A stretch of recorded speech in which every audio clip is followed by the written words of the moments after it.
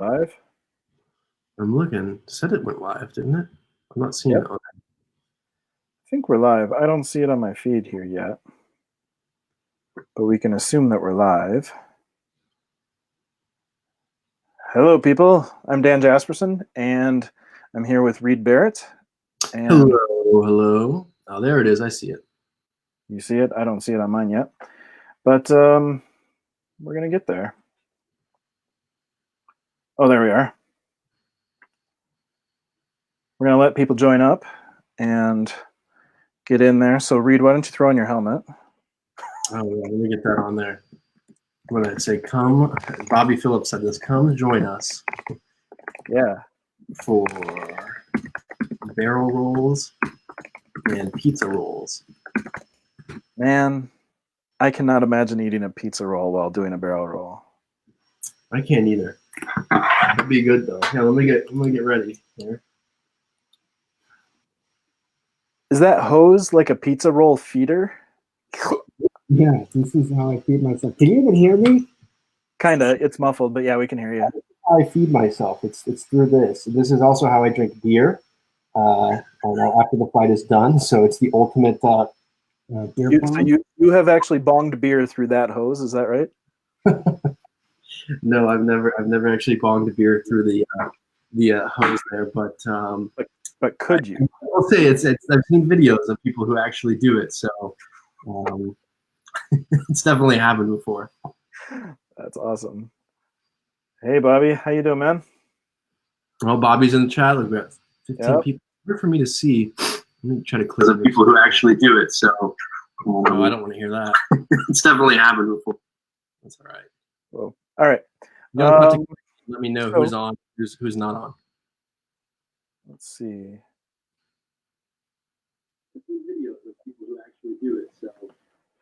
Okay, hold on. I gotta mute my other thing over here. There we go.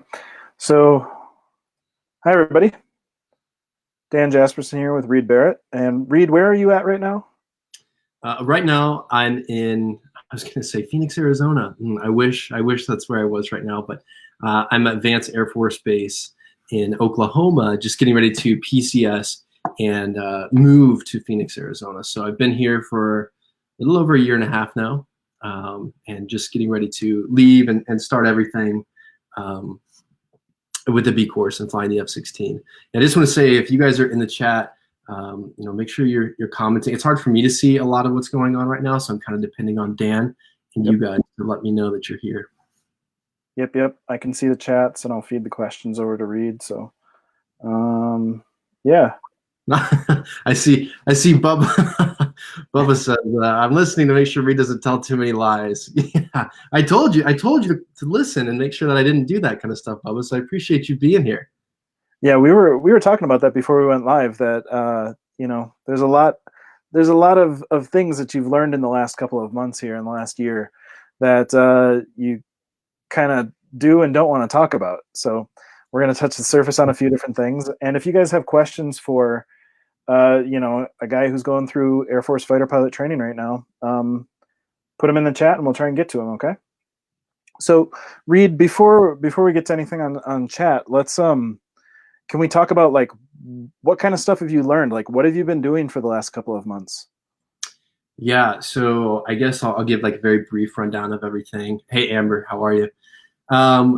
We start at a very basic premise of flight training where we learn weather and very basic rules of flying. And we sit through about 2.5 months of academics before we actually get to touch an airplane, which is the T6 that you fly first. After that, you fly the T6 for a little while, and then you get introduced to your next airframe, which is either going to be the T1 or the T38. I went to the T38, and in that you go faster, you make decisions a lot quicker than you've been used to, and you just fly a more high-performance jet. Think of it going from like a Honda Civic to a Corvette, so just a lot faster. Generically, everything is kind of the same, but buttons are in different places. And like I said, the decisions you make happen a lot quicker. After that, we go through what's called IFF if you go fighters. And IFF is Introduction to Fighter Fundamentals, which is where you learn the very, very basics of what it means to be a fighter pilot. So you do offensive basic fighter maneuver, so offensive BFM, defensive BFM. You'll do surface attacks, so you'll get to see what it's like to go to a live range, and you'll drop simulated weapons. So your aircraft kind of knows where it's at, and it'll give you your score in the jet. So it's pretty much real, except you're not dropping an actual bomb. You do that, you do 4 reds of that, and then you'll do high aspect or surface or cast. So just different avenues, but with COVID-19, it's affected our training and how many rides that we've actually gotten. So some things got waived. That way we can get to our follow-on training course a little bit quicker and meet our training timelines. Cool. So you mentioned right off the top that you spent like 2 months or so in the classroom before. Like, what kind of stuff you learning in the classroom first? You learn like the very basics of everything. So weather is a big. Go ahead. Sorry, go ahead. Weather is a big one because that's a pretty big understanding that you want to have kind of nailed down earlier in your flight training, so that you know what adverse weather looks like, what you should be flying in, what you shouldn't be flying in. Very basic stuff like how to read a METAR, which is just a basic. Here's what the forecast is, or not what the forecast is, what the current weather is at your station, and then a TAF, which is a forecast outlook of weather throughout the day. So a basic understanding of that, and yeah, it's really cool at the very beginning because you're almost flooded with so much information. It feels like a fire hose. As you get to grasp it and you get to understand it, you become more comfortable in the airplane and become more confident with your skills, which is really neat to see yourself grow and see your peers grow throughout the course. I see, Jack, I see you in there, and then I see Holster, Jonathan Morgan, who also is in the DC Guard, commenting on there. Yeah, the strongest mission set. I'll get to that. Hang out, Holster, and I'll let you know what that strongest mission set is. So Jack, let's talk about Jack's question. What's the most interesting fact that people wouldn't know about your training? Like, what's something that I think probably many of us have seen something like Top Gun or other, but how is your training? How is the real thing different from what they show in the movies? It's not as pretty. There's no volleyball here. There's no volleyball court here. I think the job itself of where I'm headed is kind of made up to be a very sexy, elaborate job, and what you don't see is how hard it is to get to that point. And I'm not even at that point yet, so I can't even speak to getting to the end of a B course. I can speak to the getting through IFF and through pilot training, but there's so much that you don't see, and so much academics that these pilots will go through to get to that end, and then it doesn't stop there. It just keeps going. But I would say the most interesting fact that a lot of people know is something that we talked about, Dan, and that is the fact that the jets are from the 1960s, the T-38. So these supersonic jets that we're flying are really old, like way older than all of the guys that are flying them right now. So, but you're flying jets, that a lot of heroes before you in the aviation world got to fly. So it's really cool to think about that in a way too. And it's the jet that the Thunderbirds flew before they flew the F-16. So really neat to think about that. The jets are old though; they break a lot.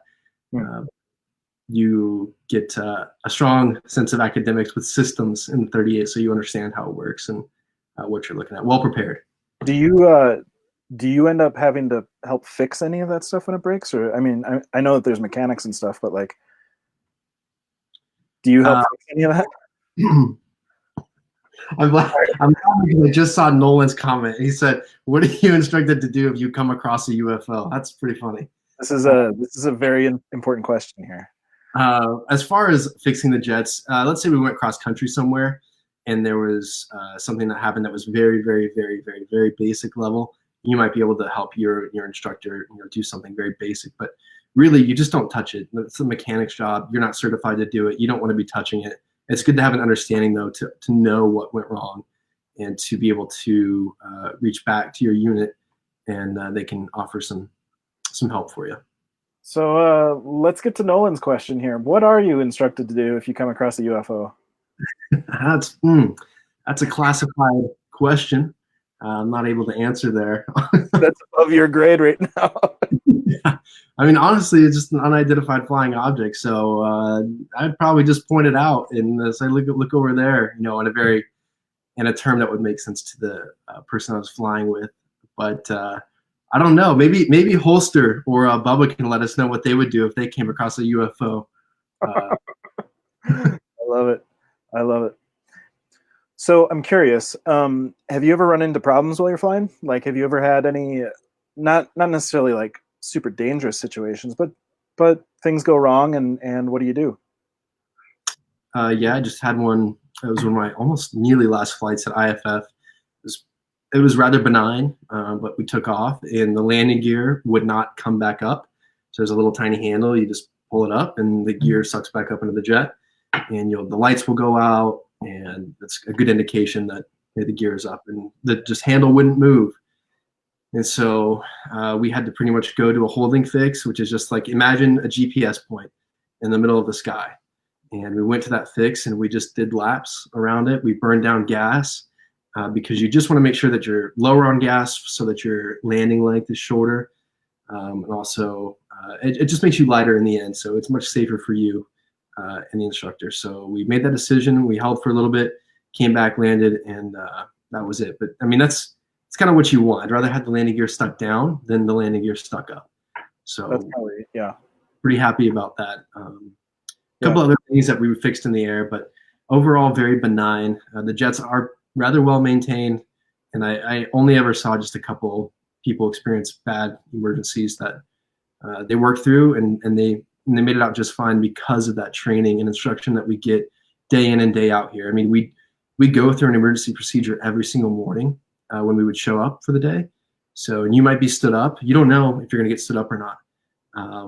And when you do, you better have a good understanding of how you're going to work through it.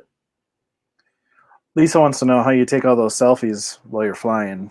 What is that? I mean, really, I think that's an interesting question because, like, if you follow Reed on social media at all, you see that he's got selfies in the cockpit, flying around, helmet on, visor down, whatever it is, or visor up. So you're allowed to have your phone in the cockpit. Is that allowed? Is it recommended? Like, what does that rule look like? Yeah, so it goes by the commander of the base, and there's rules that they set kind of what they want. And it's, there's no classified information in the T-38, which is something that you really, if there was, you don't even want. I think they just came out with a new thing that says you can't even have the phone with you, but people will carry it with them because if an emergency happens, you have to land somewhere, you've got to be able to get in touch with somebody. Or if you were to eject, having a phone on you might be a good thing. We have radios, but a phone might be good too. So a lot of those that you'll see are from a GoPro, and that was used to make our class video. So we would take those video clips, and a lot of them were from the front cockpit, which you could see. If the instructor in the back has control of the aircraft and you're not at the controls and you're above 10,000 feet, you can still take photos if you want to. They encourage it, especially with like solo students.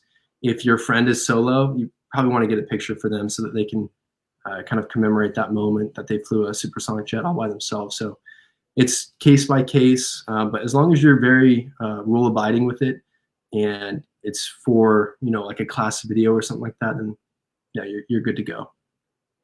That's awesome. That's fun.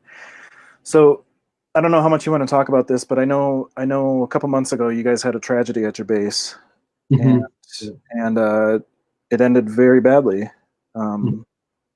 And how does a major accident like that impact the training and the mentality of the squad of the base? Your group as you're going through. So what was that like for you guys? Maybe first fill everybody in on like the basics of what happened. Yeah, and I don't know what's allowed.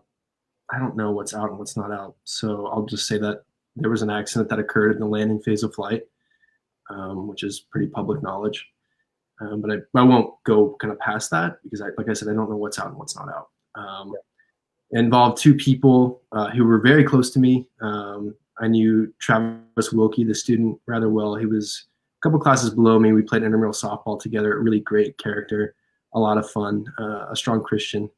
And then Craven, Colonel Kincaid, was an IP that I flew with frequently in the 25th. He was a reservist, and he was awesome. He went cross country with me. We went to Madison, Wisconsin, and they did the flyover for the game there against Michigan, which is such a fun and cool opportunity. We even stopped in Iowa. He had family there and friends there, and so did I. And the weather was, we totally could have gone to Madison, but I think he hadn't seen some people in a really long time, and I hadn't seen my family in a long time. So we got to stay overnight there and take off and fly into Oshkosh. But yeah, besides that, amazing person and a phenomenal instructor who Bubba was also very good friends with and who introduced me to him.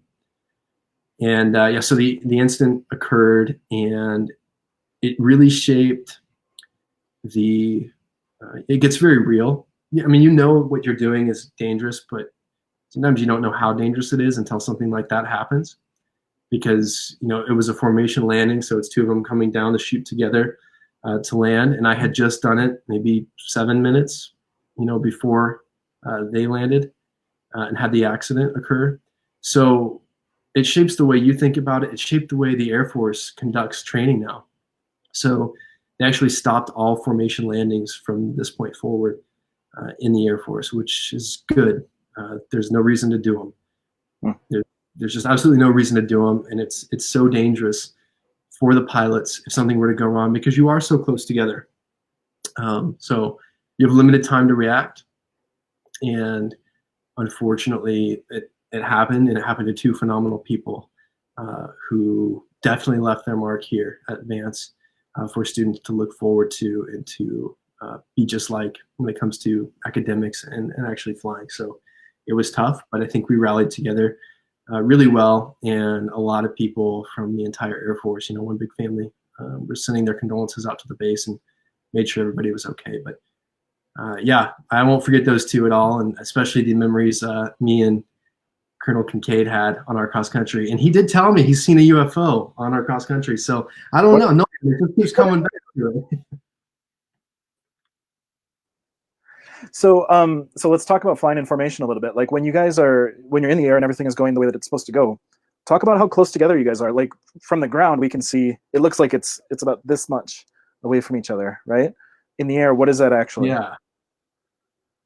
It's 3 feet is what you want to be. That's how far 3 feet you should be from it.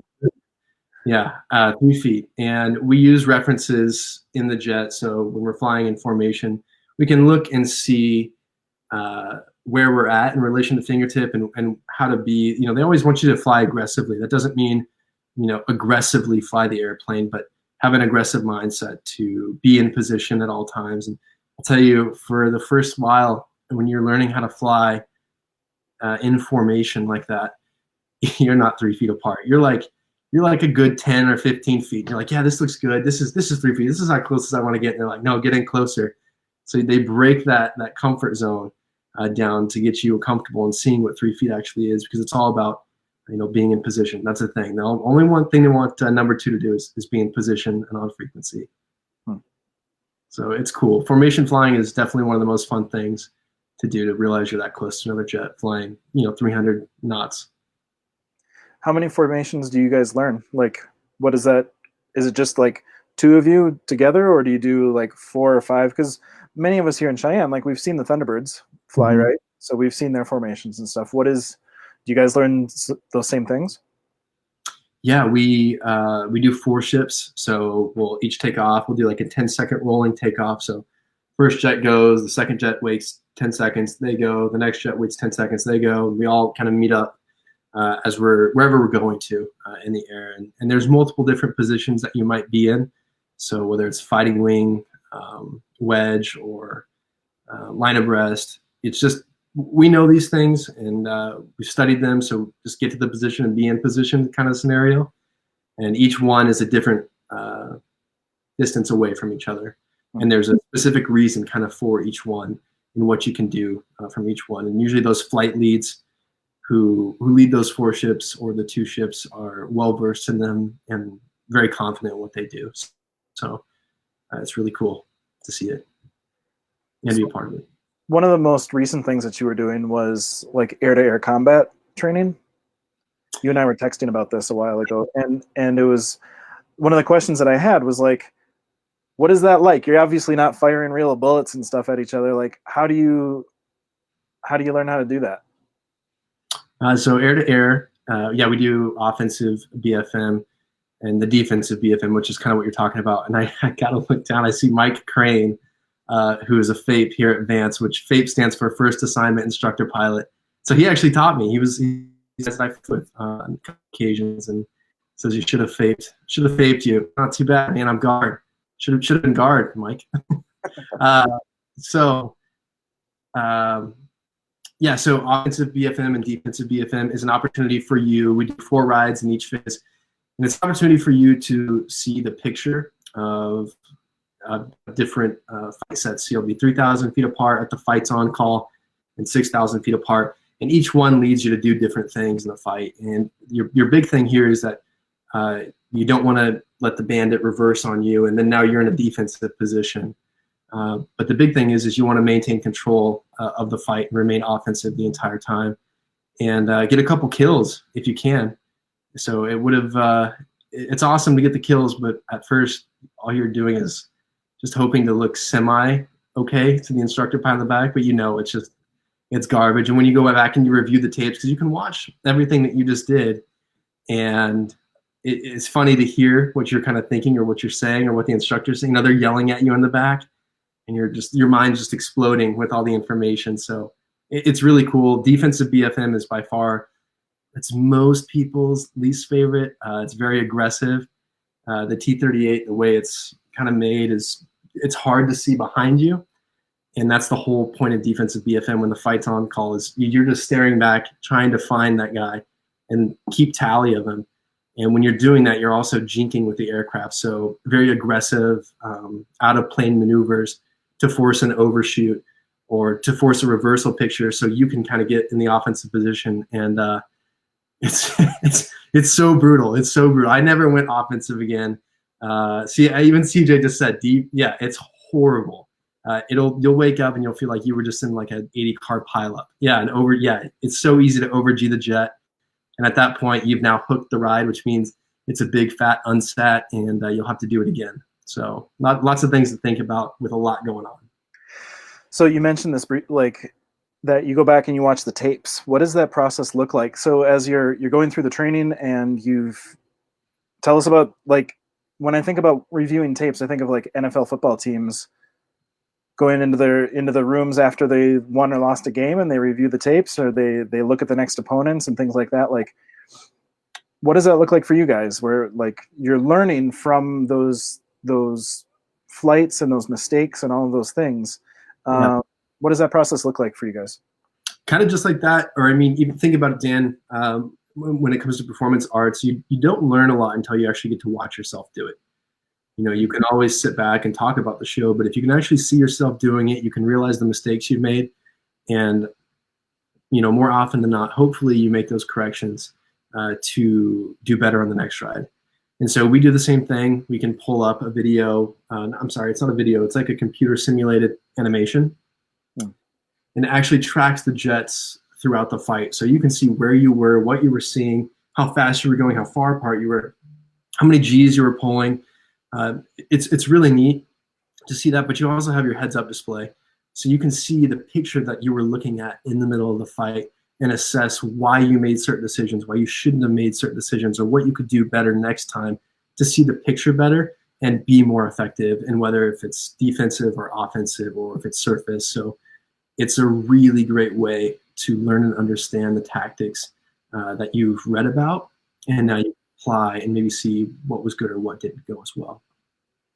So you mentioned performance arts, and you were telling me, this is a couple weeks ago now, but you were telling me that you kind of have this reputation, like people know that you're a magician. Yeah. Like even just, was it earlier today, you wandered in and you met somebody that knew that you were a magician and you'd never met her before? Yeah, I walked into the bookstore, handed my stuff in. She said, "Aren't you the magician? Why, how's everybody doing in the magic field?" And then she said, why are you here pilot training if you were a successful magician? So that's a question I get all the time: is why in the heck are you here if you know had worked in Vegas and done all that? So have you been able to perform a little bit while you've been in training or, on leave or whatever? Yeah, I've done a couple shows, and then mainly though, it's in the bar with all the instructors and fellow peers, and that's often the best place to do the magic because it's such a personal experience and it's a lot of fun. So that's where I've done it mostly in the past year and a half because I've been so busy and haven't been able to do full blown shows. But So I'm just later, curious, what's it like to do like a card trick for your instructors who just got out of the cockpit yelling at you like that afternoon or that morning? use it to my advantage. That's how I get out of those on-sat rides. I just hey, hey, that might have been a really bad flight, but I want you to think of any playing card and then sidetrack them from what just happened, and they're usually good. So no, it's good. It's a good way to break down barriers. I think um, it's often that this is a more high stress job for everybody, and the situations you're in are high stress, and we do the same thing, or the instructors for sure are doing the same things a lot over and over again. So having something that you can break down and have more fun with outside of the flight is fun. So I always encourage that to bring more to the table than just what you have instead of flying. But people like a good personality. So if you can be fun and entertaining, do it. It's the betterment for the unit and for your players to have a lot more fun in these situations. So okay. So you magic was like if you're watching and you don't know who we are, like my name is Dan Jasperson. I'm a magician and I live in Cheyenne. Reed and I have been friends through magic for I don't know, almost 10 years now, I suppose. Yeah, it's been a while. For a while. Yeah. And then Reed went off. Reed is in pilot training. He's in Oklahoma right now. And so Reed, we talked before we went online. We talked about doing a trick or two for people. So I'll go first. I'll let you go. I'll go first. You go first. Gosh, I have to think. I mean, unless you want to go first, it's up to you. No, man. You should go first because anything I do is going to be well. No, you should go first. You should go first. Okay, I'll go first. Okay, so if you're listening and you're in chat, so Reed, you have a deck of cards, just a regular deck of cards on you, right? Yeah, I do. Okay, would you pull that out? We're going to use that here in just a second. Pull that out, and I've got a deck of cards too. This is a trick I've been doing a little bit. Does this have to be a full deck? Because that's the biggest issue we're going to face right now with any of these cards. No, it doesn't have to be a full deck. It's fine. Okay, good. Okay. Because, dude, I know how that goes. Like, I burned cards so many times. Yeah, I have so many decks of cards in this room, and most of them are not full. Oh, yeah. See? Oh. Well, now we're just leading secrets in everybody who thinks we're not playing with a full deck. We aren't. Half the time. No, you're right. We're not. Okay, so somebody in chat, give us a 2-digit number somewhere between 10 and 50. Somebody throw that in chat. Just a 2-digit number between 10 and 50. Somebody in chat. Nobody's listening anymore. Maybe they're just there's probably a delay. Yeah. Hi Felix, how you doing, man? There we go. James was first. James said 38. See that? So 38. So Reed, what I want you to do is look at all these numbers coming out. CJ is bad at math. I said that's his number. I see you, CJ. I see what you're doing. There we go. We got a whole bunch of numbers in there. Okay, Reed, here's what I want you to do. Dang it. Reed, so you see a whole bunch of numbers. I got a 38, a 41, a 17, 42, 45. Yeah. 69 we can't use. It's too many. There's not enough cards in the deck. 21, 17, 23, a few others in there. You pick one of the numbers. I'm going to let you pick a number. One of theirs that's on there? Yeah, one of those numbers. Okay. Okay. Don't even say it out loud yet. Okay. Take your deck out of the box. Yeah. And I just want you to count down to the number that you pick. Okay, so just deal them down. Deal them down. Yep. And I hope this works. Okay. Okay. So let me, before you show that card, don't show it to anybody yet. Okay. I've got one card in here that I put in as prediction too. Okay. Okay. Okay. So take the card, whatever number that was. I don't even know what number it was. Okay. Hold it up to the camera so we can all see it. You see it? Yeah. The 3 of clubs. Yes. The 3 of clubs. Wouldn't that be incredible if I went through my cards here and the 3 of clubs was actually the one card that was reversed in my deck too? It would be impossible, Dan. It would be impossible. But we got it. Dan, you can't do this to people. This wizardry is insane. I swear to God that wasn't set up, by the way. I swear to you that that was not set up at all.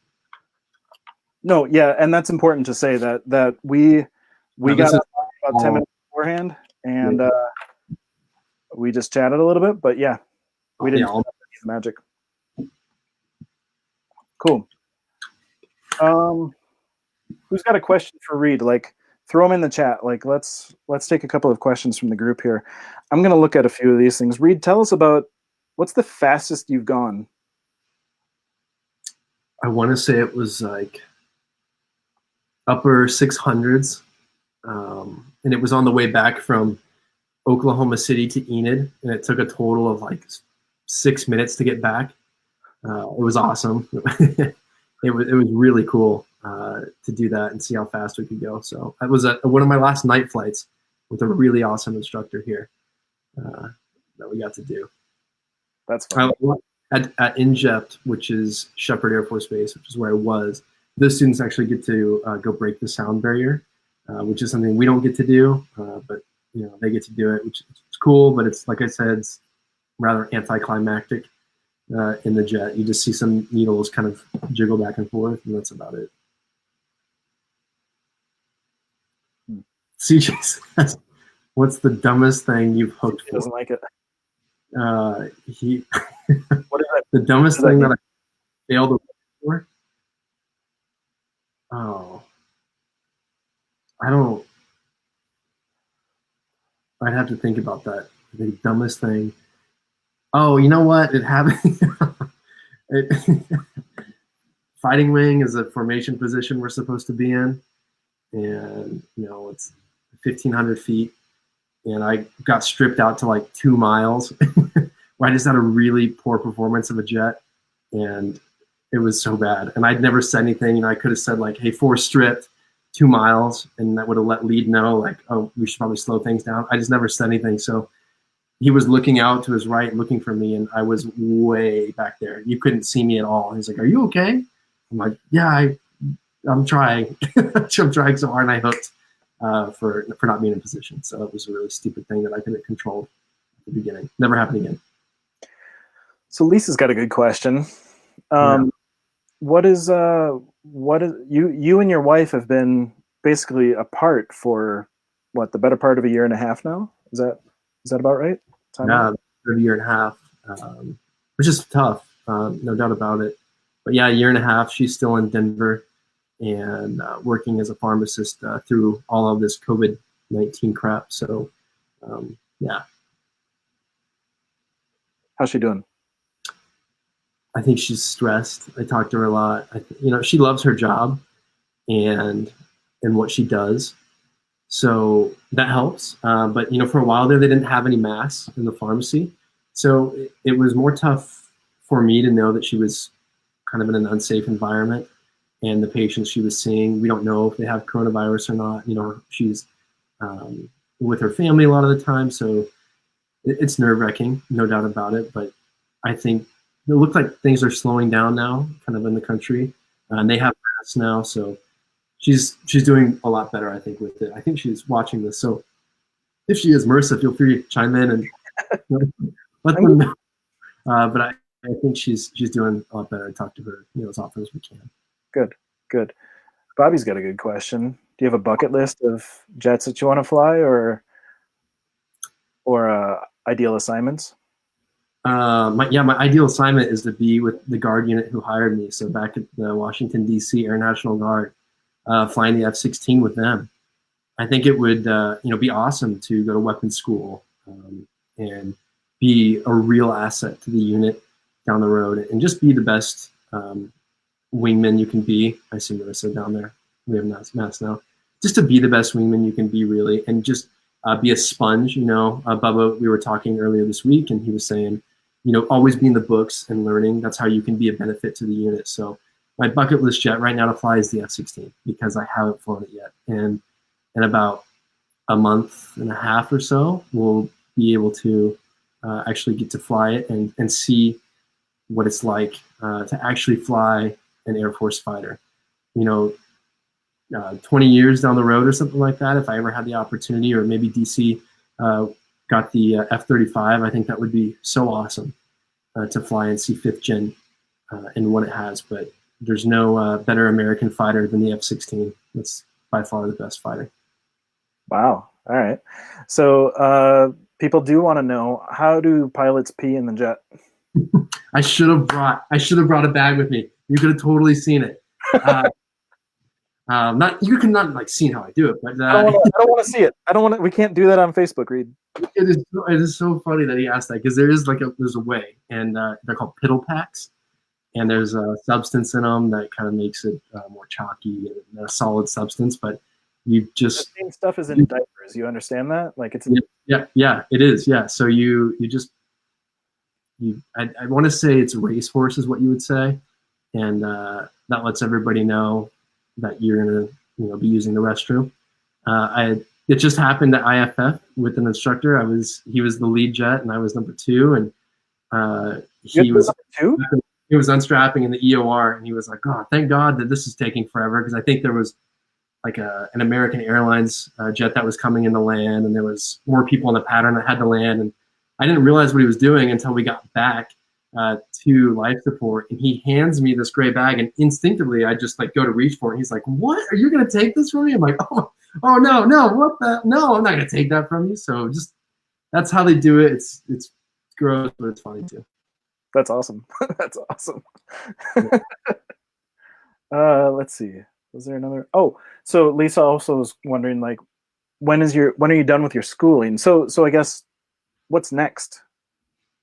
Yeah, and I'm gonna answer what's next along with Amber's question of when do you and Marissa finally get to live in the same place. Mm-hmm. That seems to be the big question mark in the air for all of us. We're gonna do Luke Air Force Base together, and but she had some trips to go on initially. She was gonna go overseas and see some places, so she was gonna kind of get there midsummer, and then with COVID and everything happening. Because she's from Colorado, we learned quickly at Shepherd that you can go on a 14-day quarantine like that if you're just seeing somebody, from a hot area. And so with that, maybe Luke at some point when all this calms down, but more than likely when we get to DC, we'll finally be able to live together and get a place. And just as soon as we get to DC, I go to survival school. So it's tough. I feel for all the active duty families who go through this all the time, but we're definitely experiencing it. And thankfully, both going through it pretty strongly, but it's hard, no doubt. You ready to do a trick? Yeah, I guess so. You want to see? I totally try. I don't know if it's going to go well. Gosh, okay, you'll just have to do it, Dan, because I don't have a number or something for you to pick. So here's what we'll do. I'm just going to kind of go through here. Actually, just say stop, okay, wherever you want. Yep. Yep. Stop. Right there? Sure. Or do you want further? Go a little further. A little bit further. Just tell me when. Stop. Right there? Sure. All right. I'm going to look away, okay? I really am looking away. I want you to see the card. Tell me if you can see the card. Do you see it? Yes. Yes, you do. Okay. I'm going to put it back down. We'll place the pack of cards on top. Just like that, okay? Now here's what we can do is, actually we'll do this in the chat if you would. Just gosh, name a number between 1 and 50. We'll just do that again. I think that might be kind of cool if this works. All right. Yes. So everybody throw in a number between 1 and 50. Number between 1 and 50. TJ, be careful with your numbers this time. Yeah, yeah. Come on, CJ. CJ, sorry, TJ, CJ, whatever. Yeah, it's all right. He gets it a lot. A number between 1 and 50 is what we're going for, right? Yeah. Throw them in there, people. We're doing a trick. It's live. We'll do it live. 22, 13. Okay, now they're all starting to kind of come in here. Yep. So Dan, just of any one of these, so you don't think I'm picking one specifically. Yeah. Just pick any one of those numbers. Give them a second to pop up here in my feed. Okay, I got one. Do you want me to say the number or what? Just say the number. Hold on, I got a couple more coming in. Let's go with 42. I totally knew you were going to say that. That's fine. All right, 42. We're just, I'll just start counting them. You can do some interlude music. So there's 1, 2, 3, 4, 5, 6, 7, 10, 11, 12, 13, 14, 15, 16, 17, 18, 19, 20, 21, 22, 23, 24, 25, 26, 27, 28, 29, 30, 31, 32, 33, 34, 35, 36, 37, 38, 39, 40, 41. This would be 42, right? Yes. All right, perfect. This is going to be an absolute shocker if we do this correctly. But I wanted to remain in Plainview the whole time. You remember the card, Dan? Yes. What was it? The 4 of diamonds. It was the 4 of diamonds? Yes. Perfect. Yeah, that they got that right. Thank you for picking 42. And who was it? Was it Bobby? 42. Great number. Awesome. I love it. Hey guys, we got just a few more minutes before we wrap things up. If you have other questions for Reed or for myself, I don't know what you'd have a question for me. I'm just a guy that's talking to a fighter pilot. So throw in a couple of last questions for us, and we're going to wrap up here in a few minutes. So I wanted to talk a little bit about your process getting into this place. And I know that you got rejected a couple times. This is a couple years back now. And so let's talk a little bit about perseverance and persistence and how you maneuvered yourself into being able to do this. I see Ryan Sharp down there asking for the mouth one. If you've seen me do magic, you've seen the mouth trick. It's like maybe a fork trick. Perseverance. It's really important. And, back in 2014, got selected to go to pilot training through ROTC. And they discovered a heart condition. And the heart condition is a bicuspid aortic valve. Ultimately, the Air Force decided to let me go. And that was it. And so that's when you saw me pretty much go full-time into the magic scene and public speaking because I thought if I couldn't do that, then I'm just going to do what else I love. So I got to do that. But actually, it's funny that, Ryan's on here. He was a big reason that I applied to Washington, D.C., to the unit there. Because while I knew about the Air National Guard, I didn't know a ton about what it was. But the big thing that Ryan was saying was just apply, dude. Like, what are they can tell you? No, you've already been told once before. What's it going to hurt again? I'm like, yeah, you know what? You're right. There's no harm in doing that. And so I applied to the Washington, D.C. Air National Guard. I applied to the Wyoming Air National Guard. And I want to say South Dakota as well. Yeah, South Dakota. And like Lisa said, working in medicine too, because I had those heart appointments. So, health insurance was a big thing for me, but it was also awesome to get to see medicine in a very personal way. whether it was on the ambulance or in the ER, and work with amazing people like Lisa and so many nurses and doctors who are right now battling COVID, on the front lines and seeing what we're not seeing. So big shout out to all of you guys out there who do that, because, without you guys, we wouldn't be where we are today without your support and all of your teaching. So big shout out to you. But yeah, so did that and applied to the DC Air National Guard and got an email, and Holster was Jonathan Morgan was actually on that Skype call with me, and maybe he could speak to it of how much he didn't like me when he first met me. I'm just kidding. What an absolute bozo I was when I first interviewed with him. And you kind of get on the Skype session with them, and they'll ask you a few questions about yourself, why you picked that unit, what do you like about it, maybe a few things about the unit itself to see if you've really done any research about the unit. And then from that, they'll dwindle it down. And I don't know how many applicants they had that year. Maybe you can speak to that, Bubba or Holster. But it's a lot. Fighter units are very competitive. And so in my packet, I made sure that I said I was a magician, because you've got to stand out in some way. There has to be some way that you stand out, and you're not just a run-of-the-mill applicant, because they'll get a lot of them. They're just the same person over and over and over again. And so luckily, I was asked to come out and interview in person. And it was really awesome to go out there and be in Washington, D.C. and get to see family too who live out there, stay with them. Yeah, I see 121 applicants. I see that. It's 121st Fighter Squadron. I like it. There's a discrepancy here. So flew out there and interviewed with them, got to see the unit, and just meet a lot of the guys.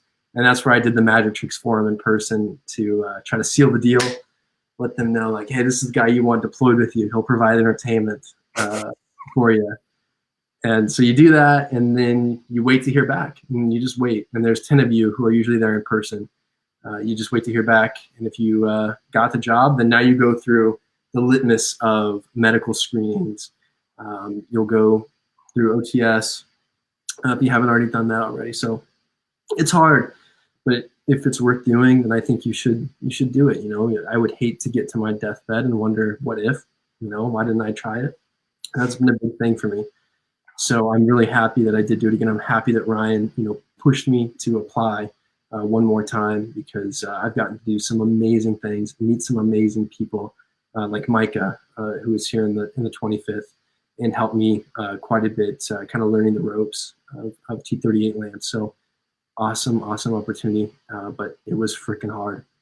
I'd be lying to you if I said that there weren't points in time where, I'm like, is this really for me? Should I be doing this? Because it's hard, no doubt about it. But I think that's what, separates it, thins the population, thins the crowd. And just stick to your guns, and you'll do well. So yeah. Reed, I didn't know you when you were this young, but I know that you've wanted to be a pilot for a long, long time. And even you had your basic pilot's license when you were pretty young already. And just a couple of weeks ago, maybe last week, you were kind enough to jump onto a call with my two boys and talk about pilot training and all that kind of stuff. Yeah. So Mike has got a question in here, 2 parts. He said, what's your favorite part of IFF? And then I think maybe where I want to dwell a little bit more is words of wisdom for somebody who wants to be a fighter pilot. So like, this is a dream of a lot of young men and women out there. Yeah, absolutely. And so speak to them for just a minute. You have the microphone for that group for a second here. Yeah, I'll start with my favorite part of IFF because one definitely sticks out to me. Two. I just talked about this today.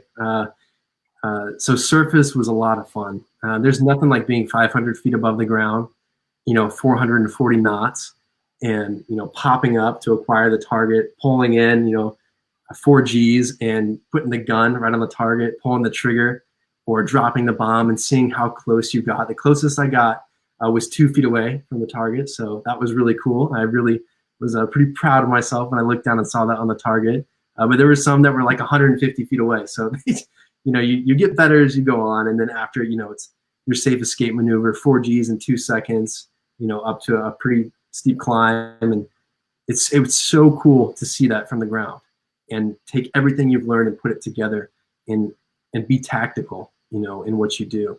And the other thing was high aspect, which is it's two aircraft, merging at 800 knots together, and it's just the distance is just ticking down, and you acquire the target, and if you're low, then you pull way up and you get inside their turn circle and you kill the bandit.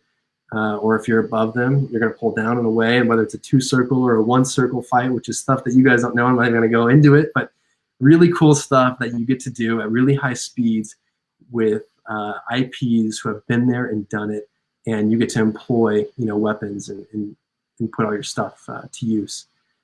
But if I were to impart words of wisdom to a young kid who wanted to be a pilot, I would say get used to being outside of your comfort zone, and just apply. Just do everything you can to do it, because in the end, really, you're going to be the only person standing in the way between you and that jet. Now, obviously,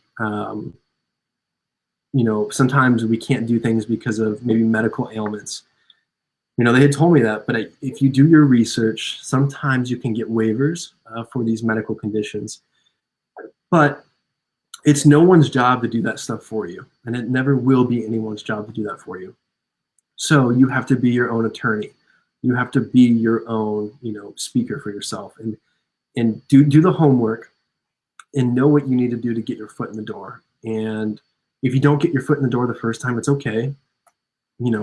Just because one person says no or 100 people say no doesn't mean that the 101 or 102nd person isn't going to say yes to you. So if you kind of keep that mentality and you realize that no doesn't mean they don't like you, no just might mean that not this time, not at this moment. I think that's a good way to look at it. And to have a strong support system, lean on people who fight for your dreams with you. That's important too, because there's going to be moments when it just sucks and you need those people to call or to listen to. And I needed it multiple occasions, thankfully Marissa and my mom and my brother and my sister and all my family who have been there to answer phone calls. And I'm like, this sucks. I'm not doing well. Or, hey, this went really well. Let me tell you about how cool it was to land at night, in Oklahoma City, or how cool John Kincaid was, or, just all the experiences I get to do. So in the end, it is so worth it to just do what you want to do. And if you want to be a pilot, then you want to be a pilot, but don't let anyone stand in the way of that. Do your homework, know what it's going to take, and, always seek. I say this kind of not timidly, but always seek to be not the dumbest person in the room, but just seek to put yourself around people who know way more about what you want to do, because those are the people who are going to be, your battle buddies, and are going to get you to where you want to go. So reach out, meet peers, become a good public speaker. I think that's also important. I know that that's not, in the job title of being a fighter pilot or being a pilot, but your ability to communicate with people is crucial. And if you can do it effectively and efficiently, and you can get your point across, it's going to help out in the end, especially when, you need to know what you're doing. So those are some of the big things that I would impart on somebody who wants to be a pilot. Just don't give up. Because if I would have given up, who knows where I'd be at right now, but I sure didn't want to be, 62 or 70 or on my deathbed or whatever, and wonder, what if. I would hate to look toward the sky and wonder what if, watch other people live my dream. Mm-hmm. Mm-hmm. You going to be in Cheyenne anytime soon? No, especially not with COVID. That's fair. Yeah, that's fair. Yeah, I'm not going to be in Cheyenne anytime soon. I thought I was going to be there for maybe Frontier Days, because Aaron Watson was going to be playing. I think it was opening night, and my uncle plays for them. So a lot of the family was all going to come in, and we were going to watch the show. But fortunately, I don't know if Frontier Days is going to occur or what's happening. I'm hoping it does, because, like your wife even said, it's a big boost to the economy in our hometown, and it's the world's largest, cash prize outdoor rodeo. So it brings in, over 100,000 people, I want to say, to the city. We get the Thunderbirds in, and it's a phenomenal time. So if there's anybody in here watching this video right now and you've never been to Frontier Days, I highly suggest you go to it. It's a lot of fun, especially the pancake breakfast. Dan, I don't know, Dan, are you doing a show or anything? I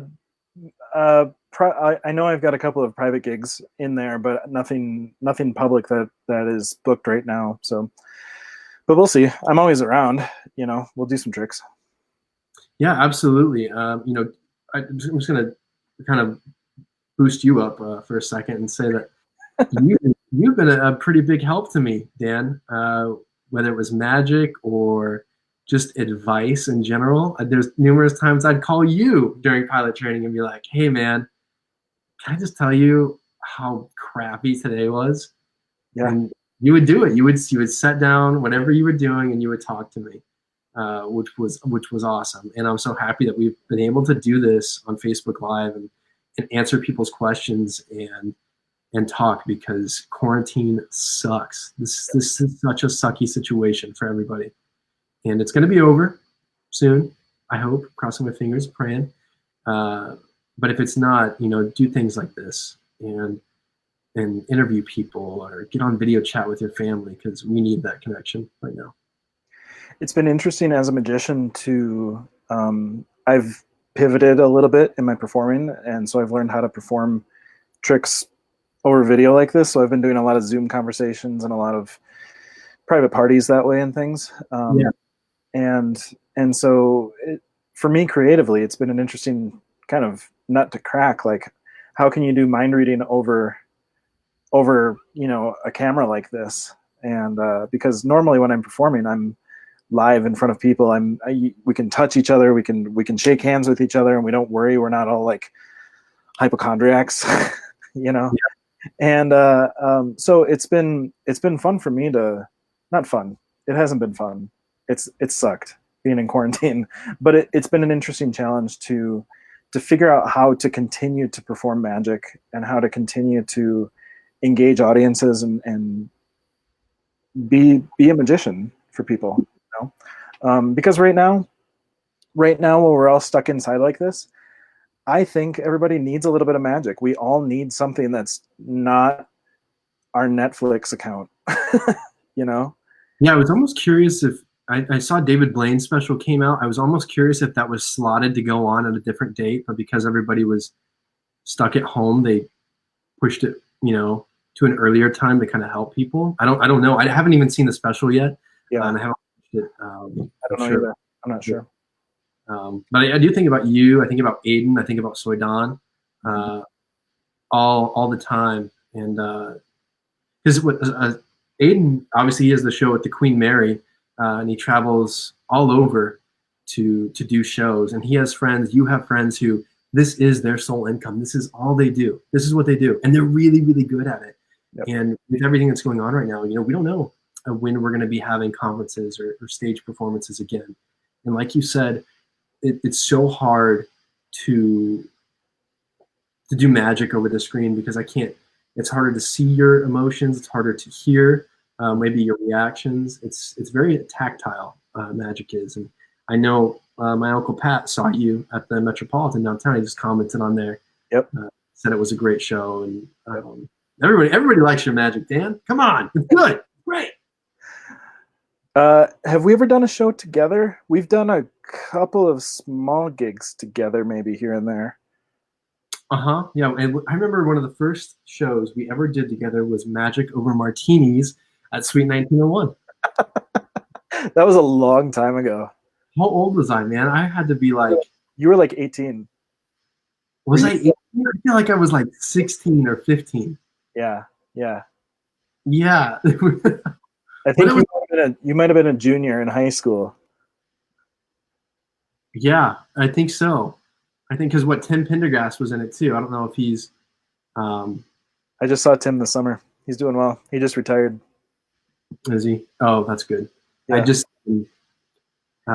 I got a question on my phone about training with COVID-19. Sure. Which is kind of an interesting thought. What is your Air Force doing with the current lockdowns? It's weird. it's honestly it's very weird. We're briefing through Zoom sometimes, which I'm speaking towards IFF, which is what I just went through. So some of your briefs were over video. You're flying one week and then you're off the next week.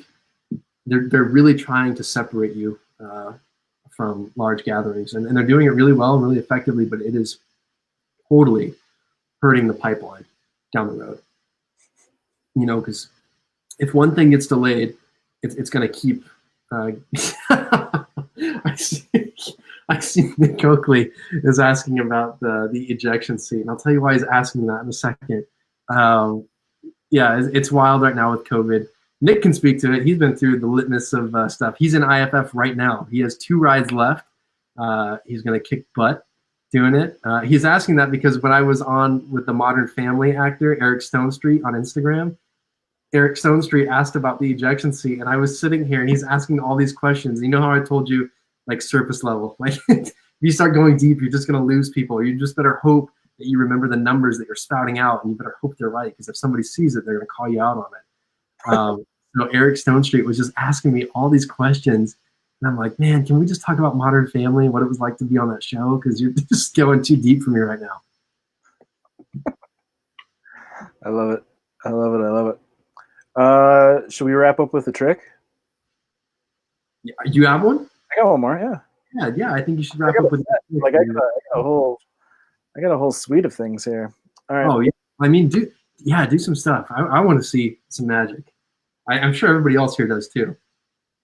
Okay. So I'll do 2 tricks. I'll do two things for you guys. Hold on. Grab one thing here. This one's fun. This one's weird. First, before this, I'm going to adjust my camera just a little bit down so that I can get a table in the background here so you can see. All right. So Reed. So again, everybody, we're about to wrap up here with Reed Barrett, and I'm Dan Jasperson. I'm a magician. Reed's a magician, but we did not set this up, right, Reed? No. We didn't talk about this. You don't know what trick I'm going to do, but wouldn't it be amazing if I just picked out one card and I said, Reed, what is this card? Like, wouldn't that be amazing if you could do that? That would.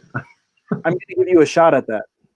Oh my God. I'm going to give you 2 shots at that, actually, because I'm generous. Oh, well, all right. Okay.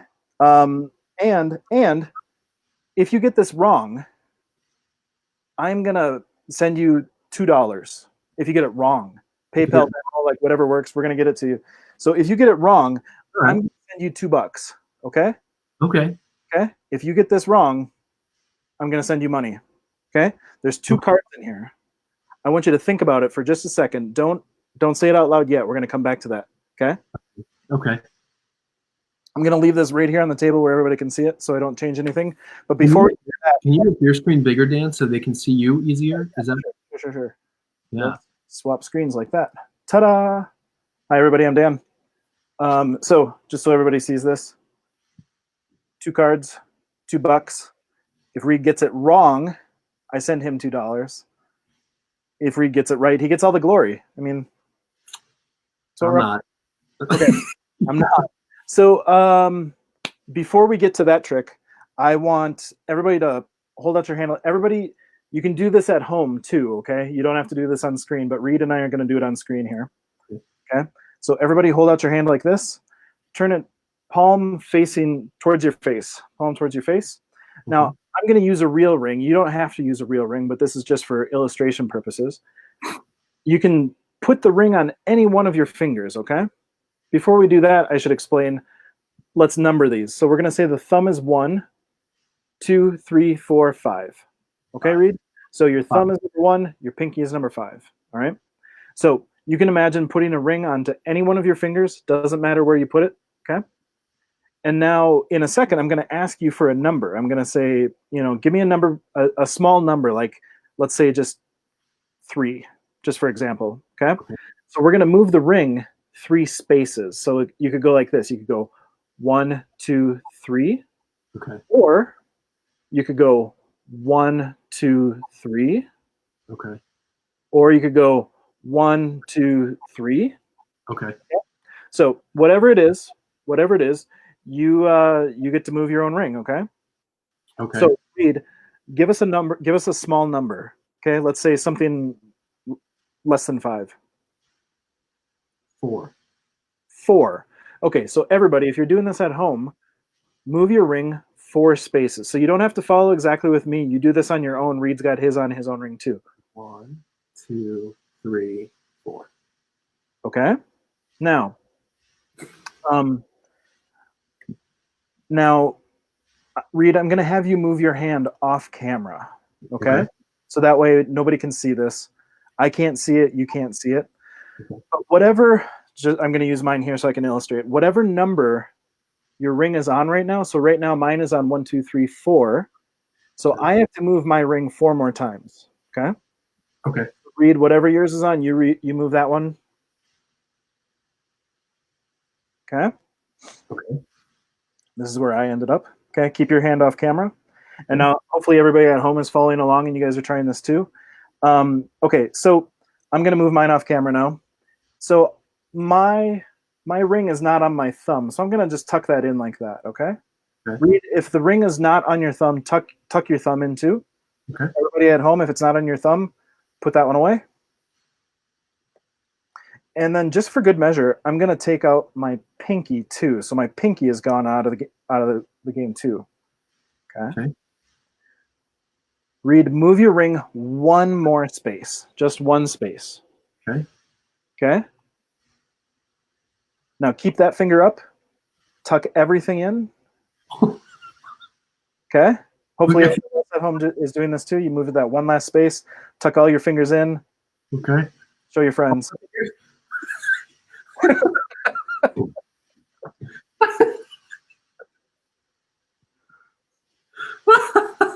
That's really funny.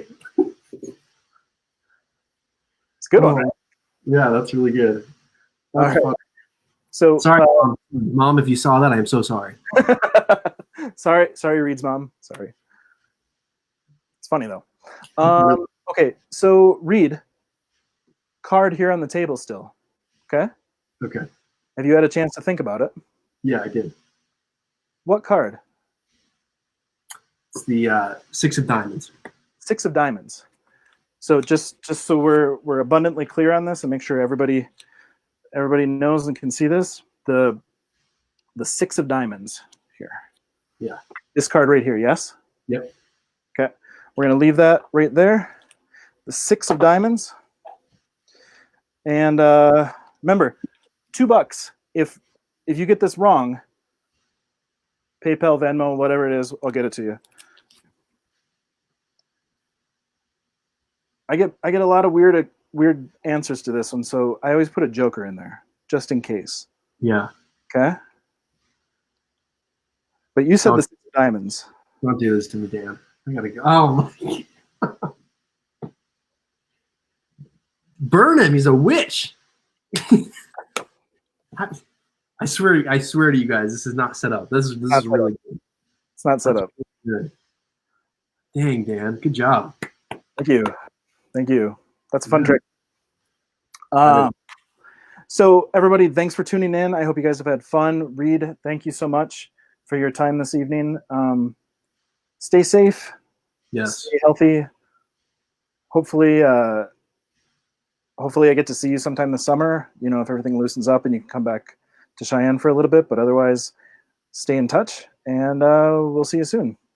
Yeah. Thank you, Dan, for having me. And thanks everybody for joining on and talking, and hopefully we can do this sometime. Maybe I'll interview you. We can talk about your career in Magic and your kiddos and Andy and everything you guys are doing in Cheyenne. So thanks for having me, Dan. This has been awesome. Everybody, thanks for tuning in. Hope you guys had fun tonight. Text us, shoot us notes, share the video. Yes. They're Bubba's saying straight sorcery. See, he knows. That's what we do. Yeah, man, I've been working hard to figure out online tricks. Like that's a good old school classic trick. I love that one. Well, that's a darn good one. So keep it up, man. That's awesome. I'm gonna have to call you after this and figure out how that works. No deal. All right. Be safe. All right. Bye, guys. See ya.